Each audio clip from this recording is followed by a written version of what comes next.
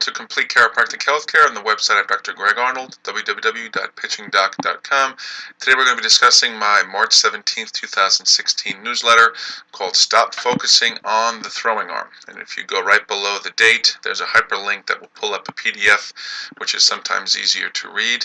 So this is the second installment of what I've called my Stop series, where I'm trying to dispel incorrect concepts and teaching points that are still circulating among teams and leagues and other coaches. Last month I addressed the issues with the one knee drill. If you click on that link there, that'll pull up this newsletter with the video, and it just talks about how the one knee drill is creating poor throwing mechanics among both position players and pitchers, and what drill you should be doing that is much better than the one knee drill. So the most important point today is that when you need to understand that the throwing arm is the symptom and not the cause of accuracy problems. When pitchers are struggling during the games, common coaching points of what they try to do to try to help the pitchers fix their problems is stay on top of the ball, don't throw sidearm, don't short arm the ball, reach back to second base. But unfortunately, those teaching concepts are producing body positions that look like this at the release point, where you see this massive tilt, the head is off to the side, and these body positions are actually increasing arm stress. And I discussed this in my August 6th, 2013 newsletter, where you can click on the hyperlink on the website right here, and it'll pull up this newsletter with a video that you can watch, and it talks about this measurement tool that they use that showed that the more the head tilts to the side, the greater the elbow stress and shoulder stress. So if we can fix body position, then the throwing arm is going to take care of itself. So when a pitcher isn't throwing strikes, yes, the release point is incorrect, but it's because the body has put the throwing arm into a bad position. So if we fix how the body moves, the release point and the arm slot is going to take care of itself.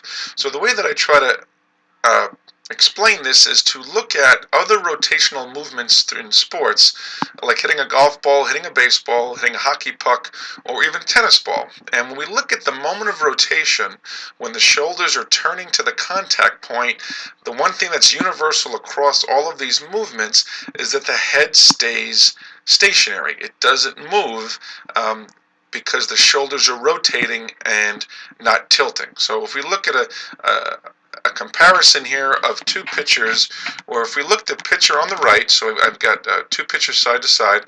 If we look at the pitcher on the right, once his front foot lands, as he turns to throw, you can see that his head doesn't move. His body rotates around his head so that when he releases the ball, his head is still on top of his body.